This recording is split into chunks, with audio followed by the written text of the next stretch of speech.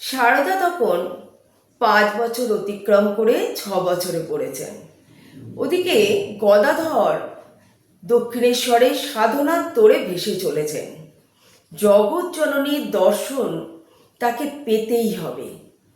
একদিন ক্রোধে দুঃখে আত্মহতি দিতে গেলেন জগৎ জননীর কাছে। জগৎ জননী সঙ্গে সঙ্গে দুটো হাত ধরে ফেললেন গদাধরের। সেই থেকে মায়ের আর ছেলের এক দিব্য লীলা চলল। সেই দিব্যলীলা অনেকেই মেনে নিতে পারছিলেন না। সবাই বলল গদাধর পাগল হয়ে গেছে। সেই খবর কামারপুকুরে চন্দ্রামণি দেবীর কাছে পৌঁছালো। মা তখন ছেলের কাছে লোক পাঠালো। লোক পাঠিয়ে গদাধরকে নিয়ে এলেন। তিনি ভাবলেন ছেলেকে সংসারী করলে ছেলের এইসব মন থেকে সরে আসবে। তিনি খুব সন্তর্পণে গোপনে মেয়ে দেখা শুরু করলেন। মেয়ে তো দেখা চলেছে, কোনো কিছুই কিছু হচ্ছে না। সবাই ভাবছে গদাধর যদি জানতে পারে তাহলে আবার পালিয়ে যাবে। গদাধরকে এবারে সংসারী করতেই হবে। কিন্তু কিছুভাবে গদাধর জেনে গেল এবং সবাইকে হতবাক করে দিল। গদাধর যেরকম বাচ্চা মেয়েরা যেরকম বাড়িতে বিয়ে অনুষ্ঠান হলে যেরকম আনন্দ করে, সেইরকম আনন্দে আত্মহারা হলো। গদাধর সবাইকে অবাক করে দিয়ে বললেন, তোমরা এদিক ওদিক কোথায় দেখছো? আমার খুঁটো বাঁধা আছে জয়রামবাটির মুখুর্জ বাড়িতে, রামচন্দ্র মুখুর্জের মেয়ে।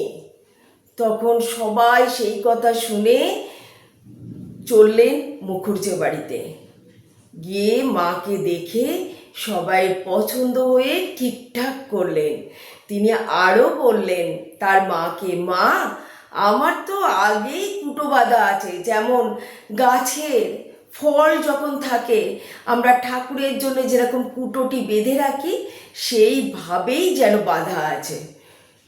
তখন থেকে মা আর ঠাকুরের মিলন হলো এই প্রথম। এরপরে আমি আসবো মাও কিভাবে ঠাকুরকে অনেক ছোট থেকেই বুঝে গিয়েছিলেন উনিই আমার প্রতিদেবতা। সেই সব গল্প নিশ্চয়ই বলবো, কিন্তু আজকে এখানেই থাক, ভিডিওটি শেষ করলাম। আপনাদের কেমন লাগছে নিশ্চয়ই জানাবেন। আপনাদের ভালো লাগলে আমার আরও ভালো লাগে। আর মায়ের কথা যত পড়ি আনন্দে আত্মহারা হয়ে উঠি।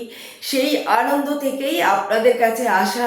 আপনাদের কাছে অনেকেই জানেন মায়ের কথা, ঠাকুরের কথা, তবু মনে হয় সবসময় পড়েও মনে হয় সবসময় অনেকেই, আমি বলছি না যে সবাই হয়তো জানেন, কিন্তু অনেকেই মা ঠাকুরকে তো জানেন, কিন্তু যতই পড়ি যতবার ধরে পড়ি, কিন্তু কি সুন্দর এক দিব্য লীলায় কিন্তু আমরা মেতে উঠি।